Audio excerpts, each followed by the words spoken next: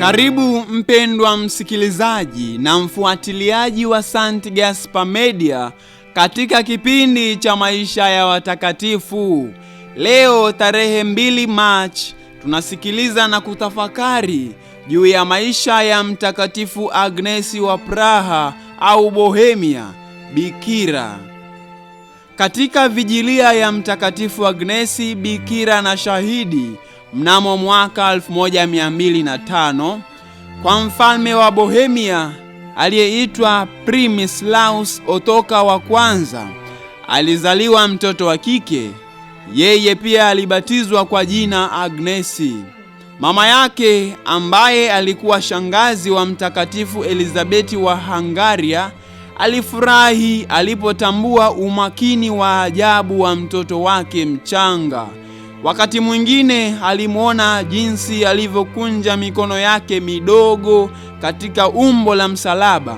Halafu, kana kwamba yupo katika ibada ya kina, alilala ametulia tuli. Kulingana na desturi za wakati huo, binti huyu wa mfalme alichumbiwa na mwana wa mtawala wa Silesia huko Trebni, ambako Mtakatifu Hedwig alikuwa mkubwa wakati huo. Kwa hivyo Agnesi alipelekwa huko ili apate malezi.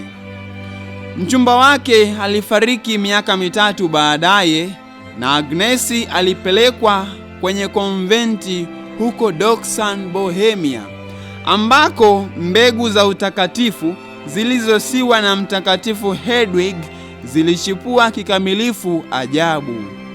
Mtoto huyu alionekana zaidi kuelekea mchumba wa mbingu kuliko wa dunia, lakini watawala wa dunia waliendelea kumtaka uchumba. Mfalme mkuu Frederiki wa pili alitamani kumchukua awe mke wa mwanaye Henry, ambaye alikuwa mwandamizi katika utawala wake, na Agnesi, ambaye sasa alikuwa msichana aliyekomaa, alipelekwa katika ikulu ya mfalme wa Ujerumani.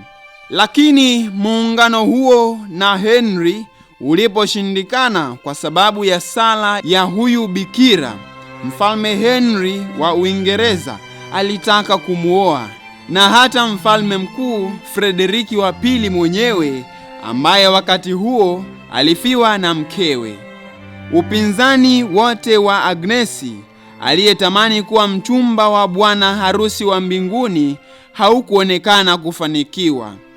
Hatimaye alimwomba Papa Gregori wa 9 kuingilia kati, na mwishowe alipata uhuru wake.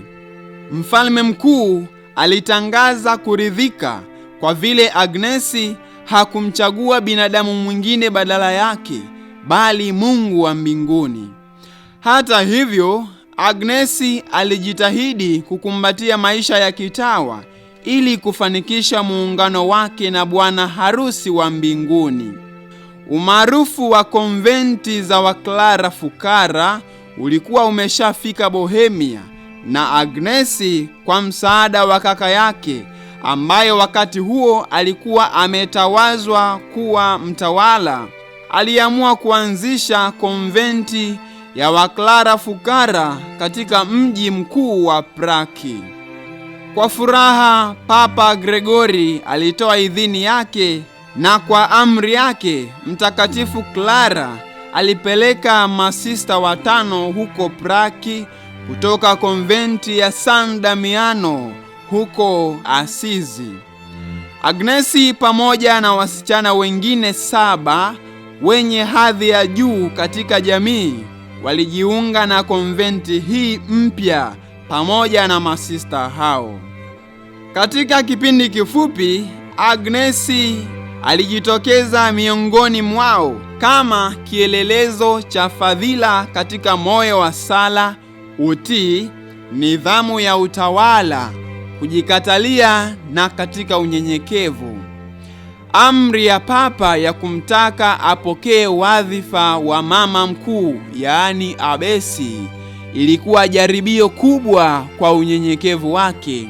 Hata hivyo, aliruhusiwa kutotumia jina hilo, badala yake ajulikane kama dada mkubwa. Ari takatifu iliyofanana na ile ya mama yake Mtakatifu Clara ilikuwa sifa yake ya pekee. Katika kushika ufukara mtakatifu, alikataa zawadi za kifalme alizotumiwa na kaka yake, na asingeweza sista yoyote kumiliki chochote kama mali yake binafsi. Mungu alimjalia karama ya kufanya miujiza, na hivyo alimfufua binti wa kaka yake.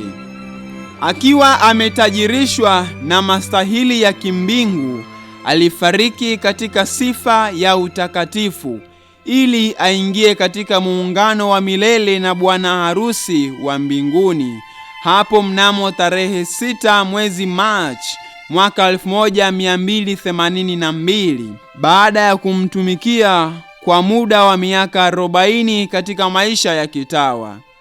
Ibada kwake ambayo imekuwepo tangu muda mrefu ilipata uthibitisho wa Papa Pius wa 9, na sikukuu yake iliyokuwa ikiadhimishwa huko Pragi tarehe 2 Machi imeenezwa kwa shirika lote la Kifransisko. Itukuzwe damu ya Kristo! Milele amina.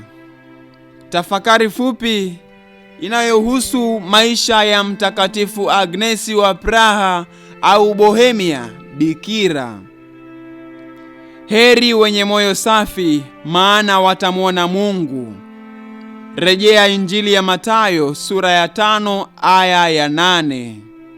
Watakatifu wengine tarehe 2 Machi: Mtakatifu Henriki Suso na Karoli Mwema.